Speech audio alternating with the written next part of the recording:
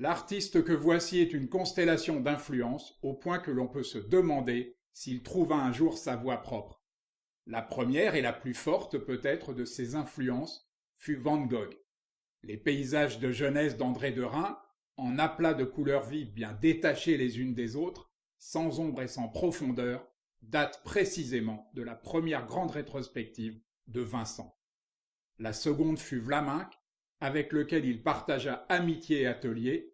La troisième et la plus durable Matisse, sans doute l'artiste avec lequel il eut le plus d'affinité plastique.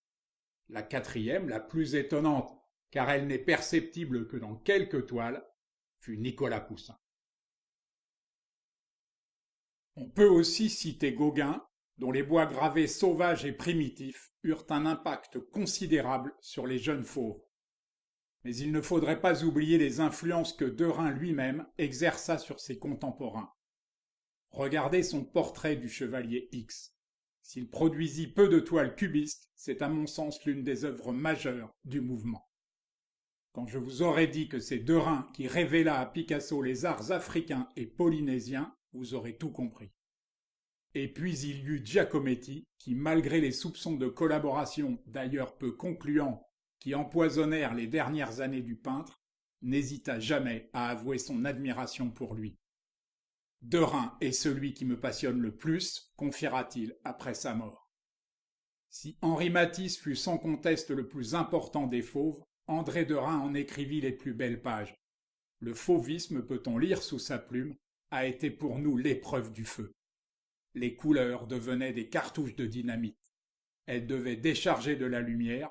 Nous donnions à la couleur du sable, par exemple, une lourdeur qu'elle n'avait pas, pour mieux valoriser la fluidité de l'eau, la légèreté du ciel.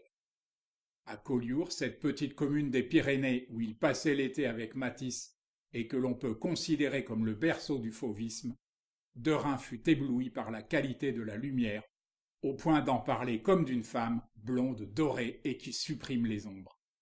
Tout ce que j'ai fait jusqu'ici me semble stupide, ajouta-t-il dans son enthousiasme.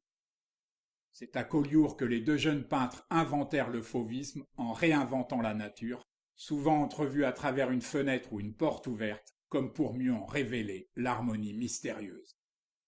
La vraie révolution du fauvisme, au-delà de l'intensité des formes et des teintes, la couleur n'était plus descriptive, elle était devenue allusive par la grâce des fauves. Rentrés à Paris, ils exposèrent leurs travaux à ce fameux salon d'automne qui fit scandale, mais assura leur célébrité.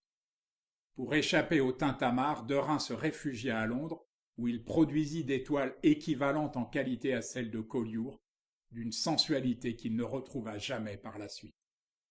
Car après ce voyage, il fit la rencontre de Braque puis de Picasso, juste avant qu'il n'invente le cubisme, qui lui fit malheureusement voir les choses autrement, nourrissant une appréhension et une insatisfaction foncière.